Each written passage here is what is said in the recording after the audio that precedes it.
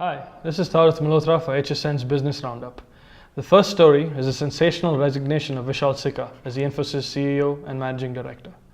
Now, his resignation has been attributed to a variety of causes. A rift with Narayan Murthy, a rift with the board, a rift with certain members of the board. No one knows for sure right now. What we do know for sure is that his resignation is going to have a huge impact on Infosys. We saw that in the stock market, where at the BSE, the Infosys stock price crashed by almost 7% day on day. And over the weekend, things have not gotten better. In America, the day after Sikka resigned, on August 19th, 4 US law firms decided to investigate Infosys for breaking security law. Sikka's replacement is going to be hard to find because no one's going to want to work with a board that doesn't like their own CEO. If Narayan Murthy, the man with just 3.44% of Infosys, is going to keep meddling, it's going to be hard to find a CEO.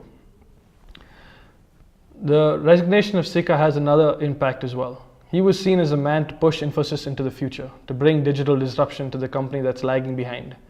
With him gone, there's going to be question marks. The next 18 months is very important for Infosys. And if they don't have a smart CEO, it's going to be hard to take them into the future and see them still competing at the top end in a decade.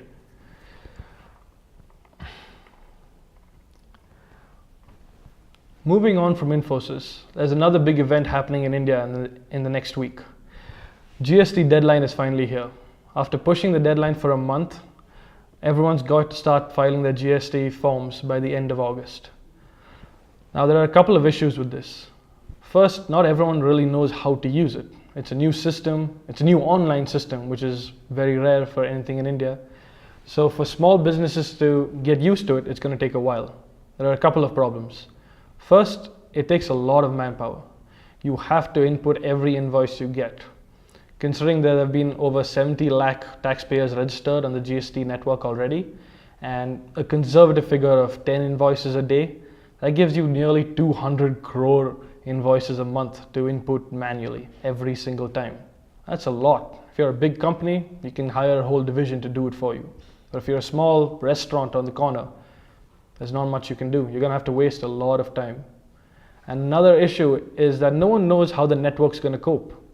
Considering we've got 2 months worth of GST forms to be filed at the end of August, for July and August, our hypothetical goes up to 400 crore invoices. Can the network hold that? No one knows. The government wants to say that, yeah, we're good, we're all right. But at the same time, they also recommend that people register the invoices every day instead of at the end of the month so there's no backlog. It's a confusing description to give out to say that it's going to be all right, but you also have to do it well. So we'll find out next month just how well the GST network's going to work. Speaking of GST, while their network is still an issue, the tax itself has also got problems, which is why the GST Council has continued to work 2 months after the tax has come into implementation. One of their latest schemes is to increase the luxury cess on certain brands of cars. So what they're trying to do is, there's already a 28% tax on luxury cars, and they're trying to increase the cess on these cars to 25%. The reason they're doing this, and it sounds very high, but in reality, the GST is actually lower than all the indirect taxes on these luxury cars. So while it may seem mean to put a 25% cess on a 28% tax, they're actually just trying to catch up to the tax levels pre-July.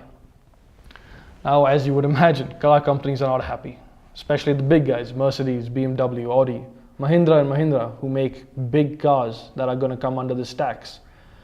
They're clearly not happy. I mean, you've got to deal with demonetization, you've got to deal with GST, and now you've got to deal with extra taxes. This is not something anyone wants. So as you can see, they're complaining. But at the end of the day, it may not be the worst thing for the consumer. Moving on from GST, we now focus on smartphones. So there's a lot of interesting stuff that's happened in the last week. First off, the Indian government has asked multiple smartphone manufacturers to send them detailed plans on how their security system works. So today, there aren't really very strict cybersecurity laws. There's just a blanket law that says you've got to make sure that your information is safe. Now, what that means is unclear. Does that mean that phones can share information between themselves to help their ads? Or does it mean that each phone has got to be completely separate.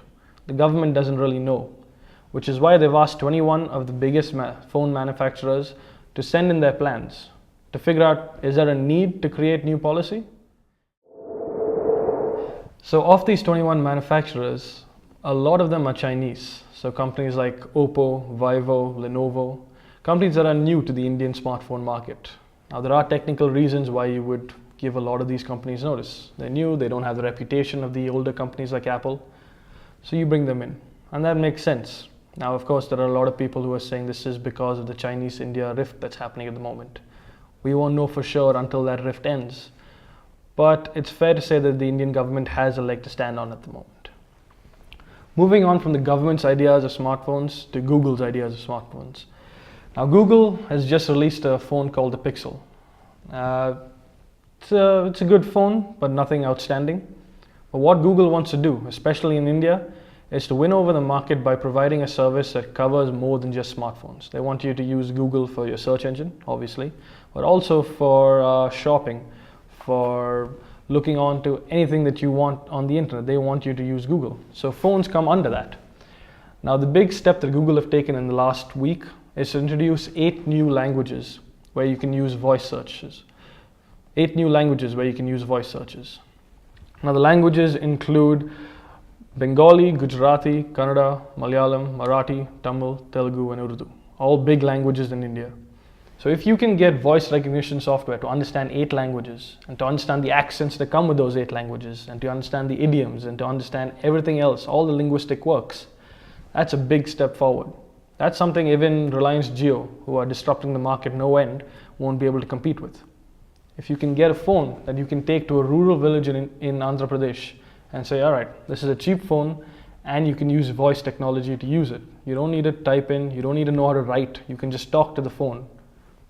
That's going to win you a lot of supporters. So Google is putting itself in place to be the next big Indian smartphone. Whether they can pull it off, we'll have to see. Andy Rubin and Essential want to create an AI for your phone. They want the phone to take care of menial tasks that you waste your time with today.